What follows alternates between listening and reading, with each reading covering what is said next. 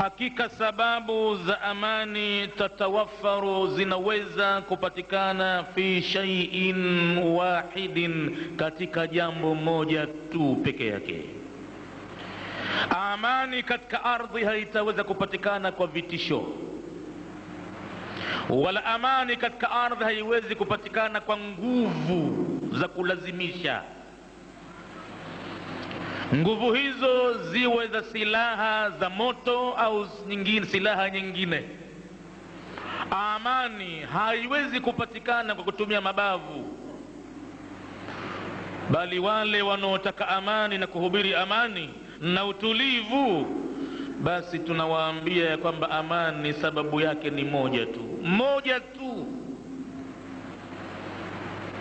Sababu nyingine mbalimbali na zitizamwe, itatokea zimefanywa nguvu, mabavu na mateso, amani imepatikana kweli? Au binadamu kazidishwa katika ushupavu na ununda na kuwa sugu na kushupaa, amezidi kuwa katili, pengine alikuwa akiogopa kabla hajafika tu mle mahala mwa mateso, baada ya kuona kumbe mambo yenyewe ndo haya, ikawa sasa tushajua nguvu zenyewe zikoje, mateso yakoje, sasa amekuwa anasema potelea mbali. Lakini sababu za amani katika ardhi zinapatikana katika jambo moja, wa huwa dinul islami, na inapatikana amani katika mfumo wa maisha ambao Mwenyezi Mungu ameutandaza katika ardhi hii. Ni mfumo wenye jina la amani, al-Islamu, yani amani. Hayo si kama tunayavurumisha tu kwa sababu labda tunachukia baadhi ya mambo au kuchukia baadhi ya watu. Haya kwa hakika tunayasema kwa dalili na mifano iliyo hai, kwamba Uislamu ndio chombo pekee. Kama utafundishwa, ufahamishwe, ukubalike, basi kama watu wote watakuwa tayari kufuata Uislamu, watajionea wenyewe amani ilivyomiminika katika sehemu zao.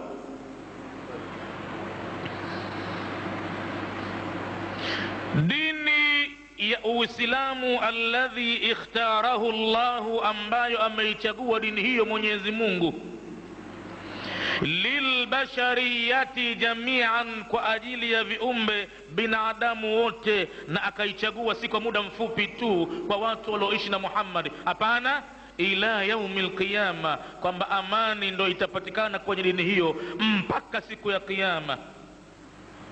Mwenyezi Mungu anasema kwenye kitabu chake, waman ahsanu minallahi hukman, kwani nani aliye mzuri zaidi kumpita Mwenyezi Mungu kwa hukumu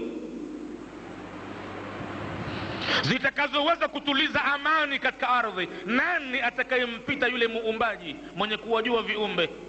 Lakini hayo yakathibitishwa na kuyakinishwa liqaumi yuqinuna, kwa watu wenye kuyakinisha mambo. Wengine wanaona na wanajua, lakini ile kuyakinisha na kuthibitisha kwamba amani inapatikana pahala kadha, hili jambo hawathubutu kulitamka, kwa sababu system zao zitawafukuzilia mbali kwenye madaraka. Hawawezi kutamka kwamba jamani nye amani iko pahala fulani, hawathubutu hivyo, kwa sababu ataingia matatani.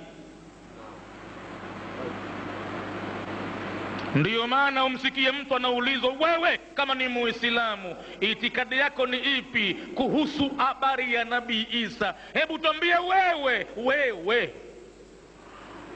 Watu wanasema hapana, watu wanasema ni wewe, kwa mujibu wa jina lako lilivyo na wazee wako wewe. Hawezi mtu kuthibitisha kwamba Isa ni Abdullahi wa rasuluhu, kwa sababu akithibitisha hivyo yuko hatarini. System haitomwacha, itambana. Amani iko pahala pamoja tu. Hivi ndiyo kinaga ubaga, hakuna pahala pengine. Na watu wajaribu kutumia mabavu na vitisho na nguvu, watizame amani itapatikana au itawafanya watu waseme sasa potelea mbali.